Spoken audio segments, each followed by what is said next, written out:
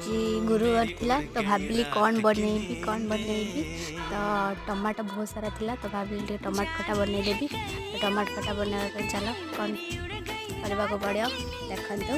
Like करेंगे, comment करेंगे, subscribe करने को जमा भी भूलें। तो चलो टमाटो फर्स्ट काटिदबा।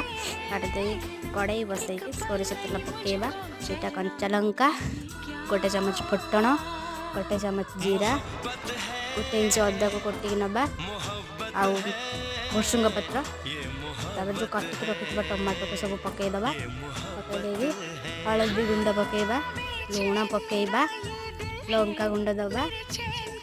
तापर गुड़ को कुटिकी पकेबा। तापर लास्ट गोटे जिनस पकेबा जीरा गुंड, जोटा कि टमाटो खटा को बहुत टेस्ट बनई दी। जीरा गुंड देकी टमाटो खटा